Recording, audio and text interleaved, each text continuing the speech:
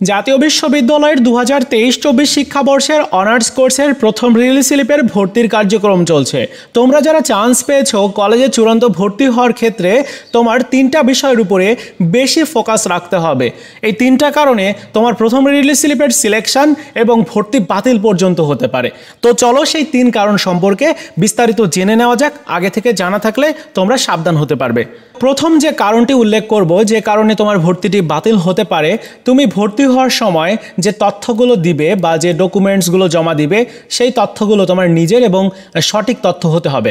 এখানে রিলিজ স্লিপের যে ভর্তির নোটিশটি ক্রমিক নং 3-এ উল্লেখ করেছে যে প্রথম রিলিজ স্লিপে চান্স পাওয়া শিক্ষার্থীদের ভর্তির ফর্মে প্রদর্শিত সকল তথ্য, মানে যে ফর্মটি তুমি অনলাইন থেকে পূরণ করবে সেই ফর্মে প্রদর্শিত সকল তথ্য, এর সাথে তোমার ছবি তোমার নিজের হতে হবে, সম্প্রতি তোলা হতে হবে, যাতে তোমাকে চেনা যায় বা তোমার যে ডকুমেন্টসগুলো রয়েছে, যে তথ্যগুলো অনলাইনে এন্ট্রি করা আছে সেগুলোর সাথে মিলবে। ঠিক আছে, এরকম একটা ছবি দিবে।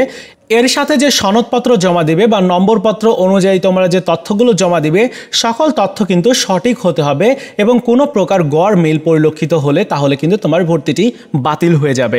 এজন্য তোমার নিজের ডকুমেন্টসগুলো জমা দেওয়ার ট্রাই করবে। ঠিক আছে, এটা একটা কারণ, এই কারণে ভর্তিটি বাতিল হবে। এছাড়াও আরেকটি গুরুত্বপূর্ণ পয়েন্ট সম্পর্কে না বললেই নয়, অনলাইনের যে চূড়ান্ত ভর্তির ফর্ম পূরণ করতে হবে সেই ফর্মটি নির্দিষ্ট সময়ের মধ্যে পূরণ করা বাধ্যতামূলক। তা না হলে তোমার প্রথম রিলিজ স্লিপের সিলেকশনটা বাতিল হয়ে যাবে। অর্থাৎ প্রথম রিলিজ স্লিপে তুমি একটা কলেজে চান্স পেয়েছো, একটা সাবজেক্টে চান্স পেয়েছো, তোমার ওই সিলেকশনটা বাতিল হবে। সেক্ষেত্রে তুমি প্রথম রিলিজ স্লিপে ভর্তি হতে পারবে না। তো তারিখটা যেটা আমি তোমাদেরকে উল্লেখ করব যে 11 জুন থেকে শুরু হয়েছে তোমাদের চূড়ান্ত ভর্তির ফর্ম পূরণ এবং 27 তারিখ পর্যন্ত, মানে 27 জুন পর্যন্ত অনলাইনে তোমরা ফর্মটা ফিল আপ করতে পারবে। কিভাবে ফিল আপ করতে হয় এই নিয়ে কিন্তু ভিডিও দেওয়া আছে, তোমরা চাইলে দেখে নিতে পারো। তো ফর্মটি এই সময়টার মধ্যে ফিল আপ না করলে তোমার সিলেকশনটা বাতিল। সেক্ষেত্রে রিলিজ স্লিপে, মানে প্রথম রিলিজ স্লিপে তুমি আর ভর্তি হতে পারবে না। অনেকেই প্রশ্ন করেছিলে যে ভাইয়া ঈদের মধ্যে কি আমরা এই ভর্তির ফর্মটি পূরণ করতে পারবো? অবশ্যই তোমরা পারবে।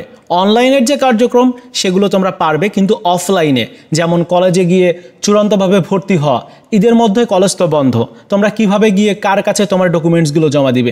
এজন্য ঈদের মধ্যে তোমরা কলেজে ভর্তি হতে পারবে না, কিন্তু চূড়ান্ত ভর্তির ফর্মটি অনলাইন থেকে পূরণ করতে পারবে। চূড়ান্ত ভর্তির ফর্মটি পূরণ করে যে ডকুমেন্টসগুলো রয়েছে সেগুলো তোমরা কলেজে গিয়ে নির্দিষ্ট সময়, যেমন 20 জুন পর্যন্ত ঈদের বন্ধ দেওয়া হয়েছে, 22 জুন পর্যন্ত বন্ধ থাকবে। 23 জুন থেকে ভর্তি শুরু, আর 27 জুন হচ্ছে ভর্তির লাস্ট ডেট। অনেকেই নাকি বলছে 30 জুন পর্যন্ত ভর্তি হওয়া যাবে। এই তথ্যটি একেবারেই সঠিক না, কারণ 27 জুন হচ্ছে ভর্তির লাস্ট ডেট। তোমরা আবার কোথাও শোনার দরকার নাই, কারো শুনতে বলছি না। তোমরা যেটা করবে, তোমরা তোমাদের কলেজের ওয়েবসাইটে চলে যাবে। ওয়েবসাইটে গিয়ে দেখবে যে প্রথম রিলিজ স্লিপের একটা ভর্তির নোটিশ দিয়েছে। আমি কমপক্ষে 10-15টা কলেজের ওয়েবসাইট থেকে নোটিশ দেখেছি, তারা 27 তারিখ হচ্ছে লাস্ট ডেট রেখেছে এবং তোমরাও দেখবে যে তোমাদের কলেজও 27 তারিখ পর্যন্ত লাস্ট ডেট রাখবে।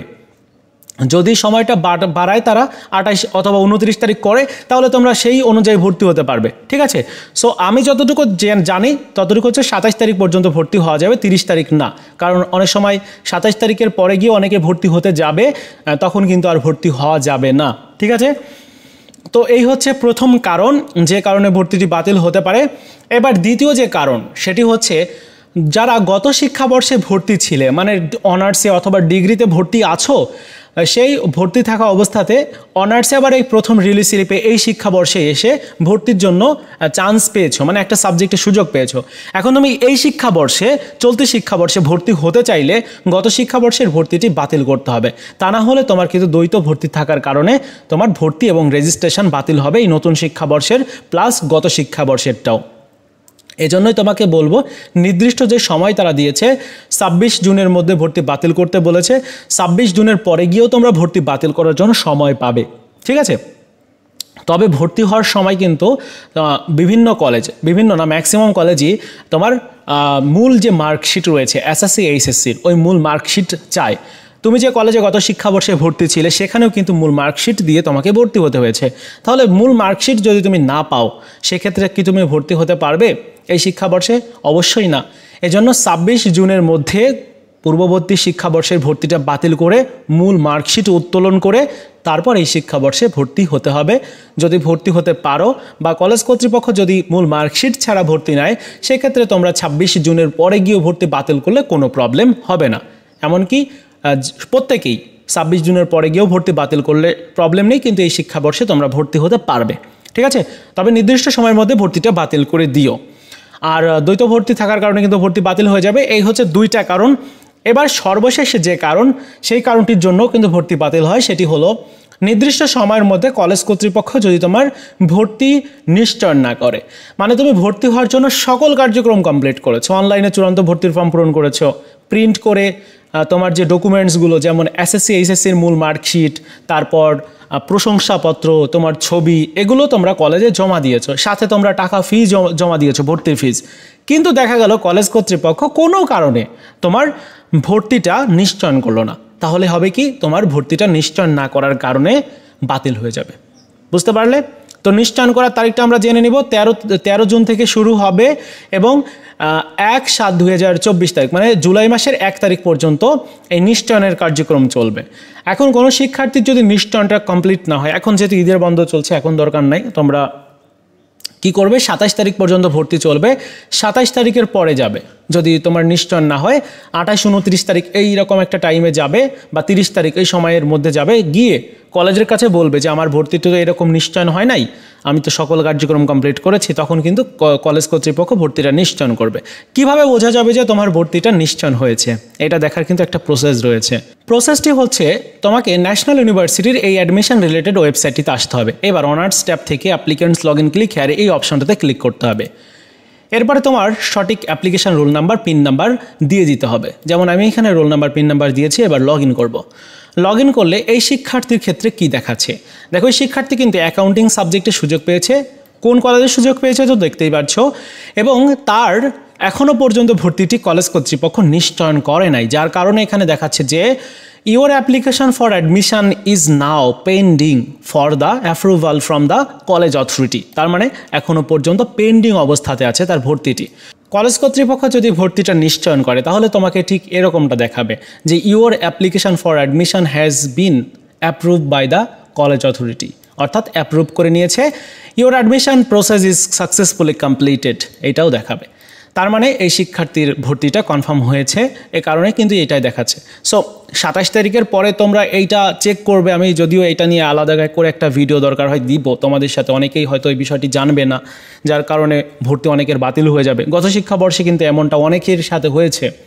সো এটা যাতে তোমাদের সাথে না হয় আগে থেকে সাবধান করিয়ে রাখলাম। 3টা বিষয় রয়েছে যার কারণে ভর্তিটা বাতিল হয়ে যায়। এবং সর্বশেষ আরেকটি বিষয় শেয়ার করছি, সেটি হচ্ছে অনেকেই দেখবে যে অনলাইনে ভুলভাল তথ্য ছড়ায়। তোমাদের ভর্তিকে কেন্দ্র করে অনেকেই বিভিন্ন ধরনের মন্তব্য করে থাকে, ভর্তি বাতিল হয়ে যাবে, এই না তাই তোমাকে করতে হবে।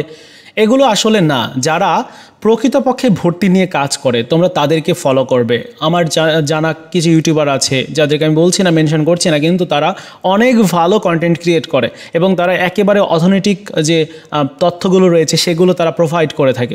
এমন ইউটিউবারদের তোমাদেরকে ফলো করা উচিত, কারণ তোমাদেরকে মিসগাইড করা হয় বিভিন্ন সময়ে। এই কারণে অনেকে তোমরা টেনশানে থাকো। যাতে এই সমস্যাগুলো তোমাদের না হয়, এই কারণেই আমি এই সর্বশেষ পরামর্শটা দিচ্ছি। আমাকে ফলো করার দরকার নাই, যাদের ভালো লাগবে না এটাই তো স্বাভাবিক, অনেকের ভালো লাগে না। সো এটা তোমাদের উপর ডিপেন্ড করে, তোমরা তোমাদের অনুযায়ী করবে, কিন্তু ভুলভাল যে তথ্যগুলো সেগুলো থেকে তোমরা বিরত থাকার জন্য এই কাজগুলো করতে পারো। সো এই ছিল আজকের মতো ভিডিও। আগামীকাল থেকে তো ঈদ শুরু হচ্ছে, সবার জন্য শুভকামনা থাকলো।